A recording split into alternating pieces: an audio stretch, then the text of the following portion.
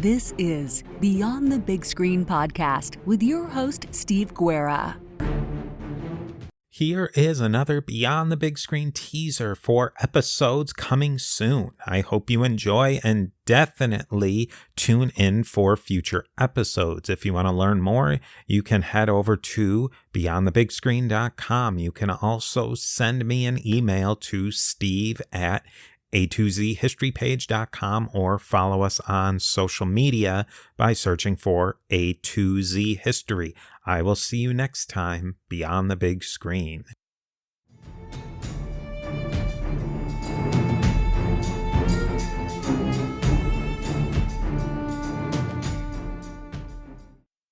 I believe that the ending to the film satisfies the audience, but then again, if you were to read the book and take the book for its word, and the book is sort of the original script, the original source material, it is a weak ending.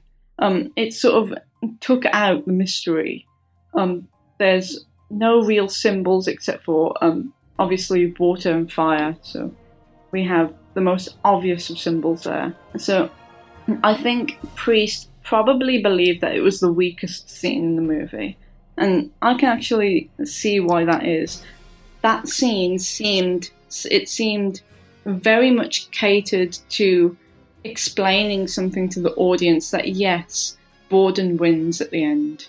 So that was the main thing it was trying to explain, but it failed to do anything else.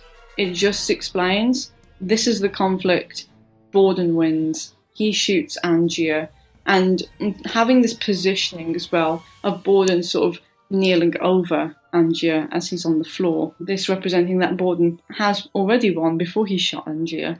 It's very symbolistic, but it did seem a little bit out of place in the whole film because the whole film is so clever, and then you've got the ending sort of just as disappointing as the ending of Fight Club. But because of Nolan's attention paid to the concept of the ending and sort of drawing this conflict to a close, the original experience that we get from the ending of the book is completely omitted from the film. I think that when the film was trying to be artistic throughout, it confused the audience so much that we had to have such a simple ending where one of them just shoots the other one. I mean, if that couldn't have been done earlier on, it kind of makes me laugh a little bit that the whole film is so incredibly intelligent. One just shoots the other one.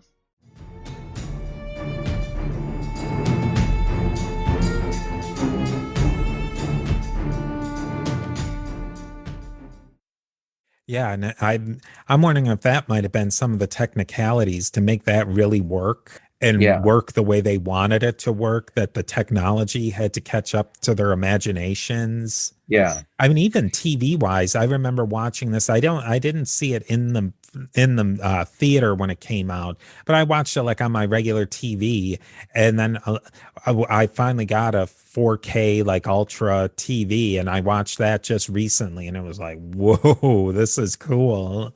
Yeah, it's absolutely amazing. Like, and you mentioned it, like it's so bright, yet there's like a darkness to the whole thing, right? Like where you have all these bright colors, and yet when you're watching the movie, you do feel like you're in the land of the dead. Like you feel like you're in another, like almost like the afterworld to a degree, but you're surrounded by these bright colors. Like it's incredible how they were able to do it. It's like my favorite part of the film is just all these amazing bright colors.